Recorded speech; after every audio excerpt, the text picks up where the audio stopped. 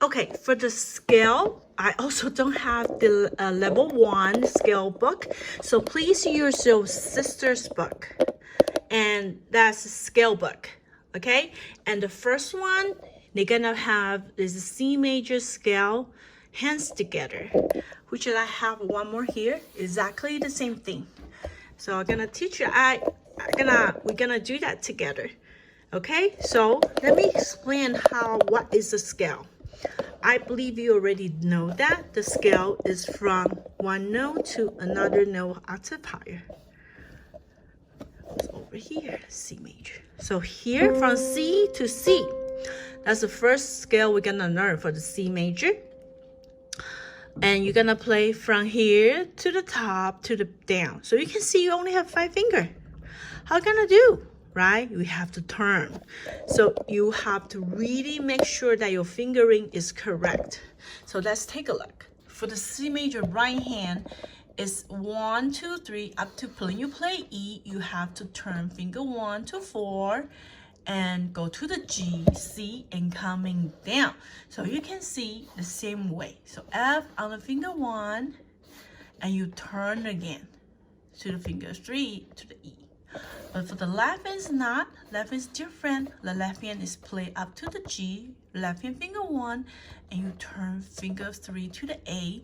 So finger 1 on the C again, and going to the bottom, you use the finger 1 to the G one more time, and go back.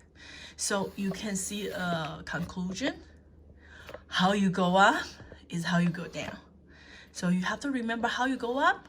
Usually student will have a problem when it goes down because you forgot how you go up.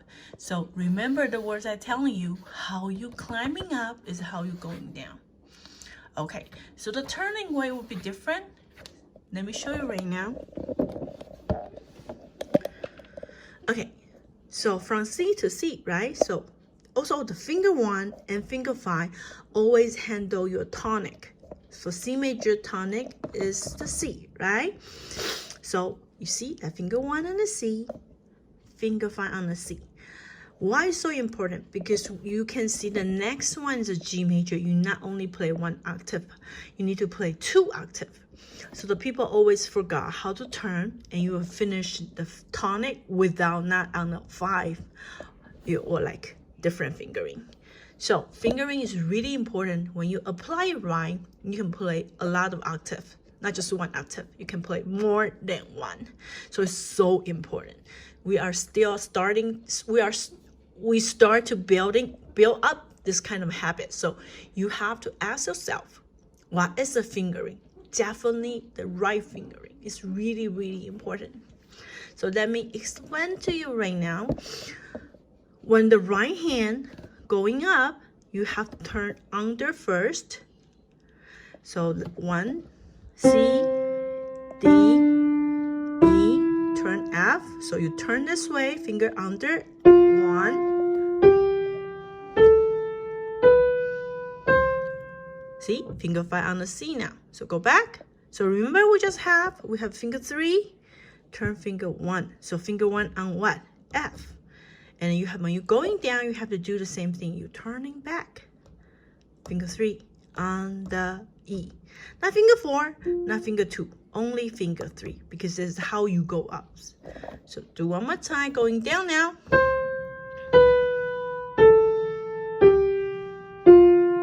3. So your finger 1, go back to the C one more time. Okay, let me do it one time through together, non-stopping.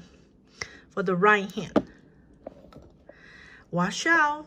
You have to have the flat rest. Open your arm a little bit and make you have the correct, pretty, okay fingering. So see that? The curve and firm fingertips. When you push down, you have to make sure you have that. Not down this way, not down this way. It has to keep this way. Try. And knuckle has to be up. Again. Turn. Back.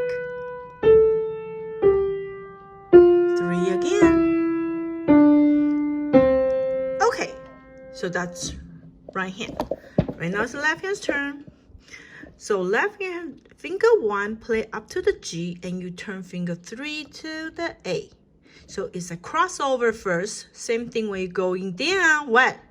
You cross underneath. So what is opposite than the right hand? Same thing, make sure, flat, and open your arms, curve fingertips.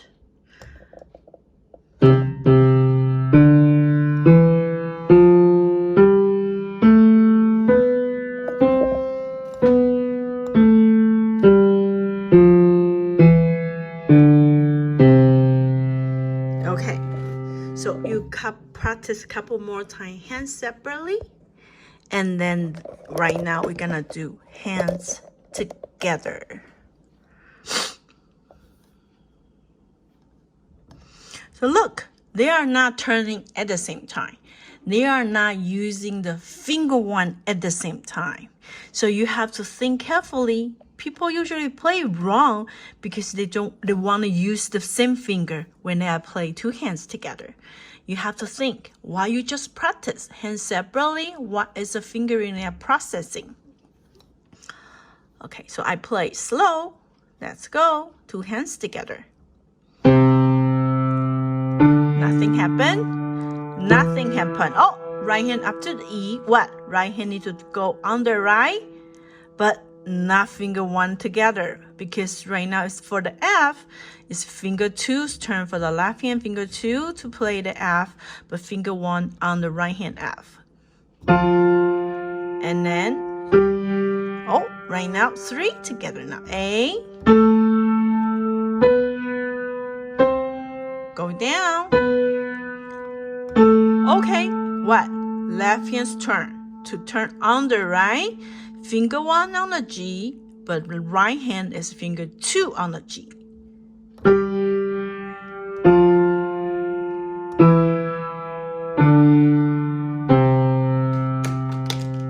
Okay, so that is a different fingering. Usually, students will make the mistake is they try to play finger 1 together. No, so remember finger 1 not playing together. For this song, for the C major, is finger 3 play together. Let me play one time, not through, not stop.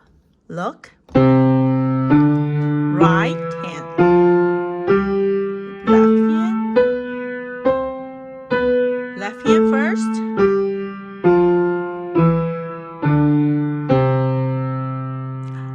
Okay, so that is the C major scale. And also turn to the last page.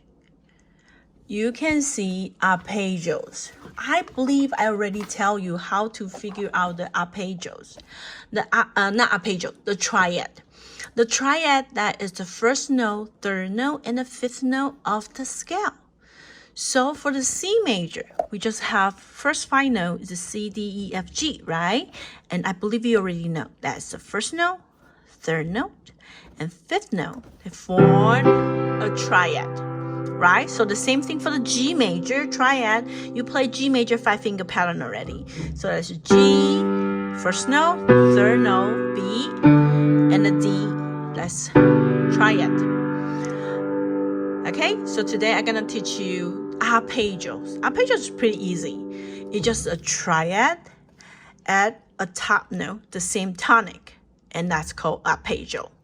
So fingering has differently. Before it's 1, 3, 5. Then you won't have any finger for the top note, right? So you can see the last page, G major. That is what? The fingering for the G, B, D should be 1, 2, 3. So see, you will have finger 5 now to playing G. How you go up, how you go down. Okay, so let me play through. So 1, 2, 3, 5.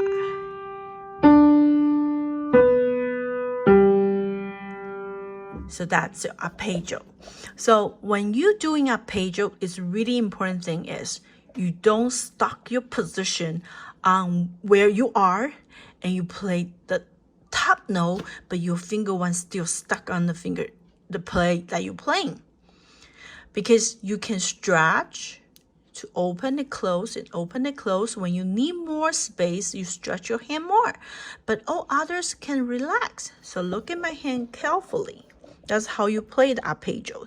We don't do this way and play because your hands are not big enough yet. What you need to do is you focus like you're doing push-up. So right now it's finger one and the finger two. Let go the finger one and let go the finger two. So see, that's easy to play G now. And D, and then you open, let go the previous note. Let go the previous key that you're holding is really important. Why? It will make your sound move. If you're not, look, listen. What happened? Your top note is really weak. Nobody gonna hear that. But when you have the music, you moving where you are, like you're moving with your hands, you hear.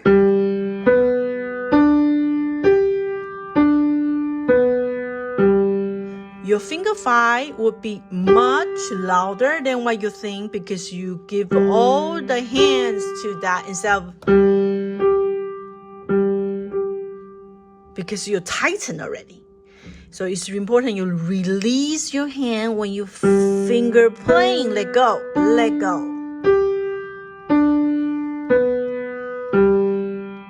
Okay? That's really, really important. That's really key practice I want you to do. It's pretty easy for you to play, I believe, but make sure you think about the thing I told you. That's really important technique. You are moving your hands instead of like you're holding tighten and play in some note quick because your finger is weak and you are holding here, so no sound here. Okay, so let's watch again. Moving.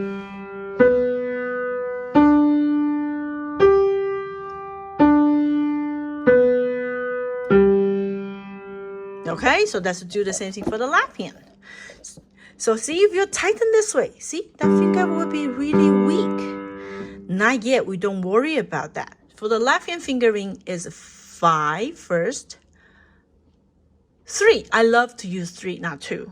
Because in the future, you will get used to know finger 2 and finger 3 is not exist at the same time for other scale.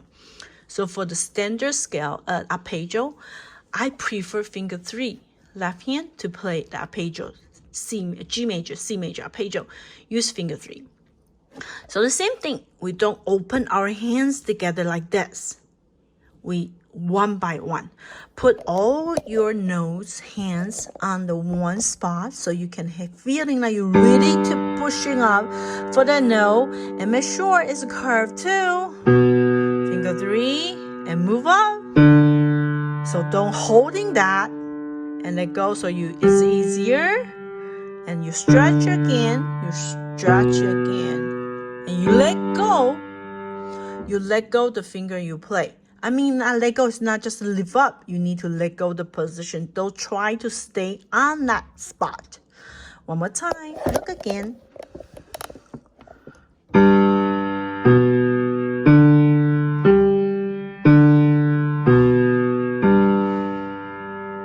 Okay, of course, in the future, you don't need to like close that much. I just do a little bit more to let you feel I'm not doing this way. See? Not like that. See, that's tightened already because you try to hold this position. You have to let go. So your finger one will relaxed.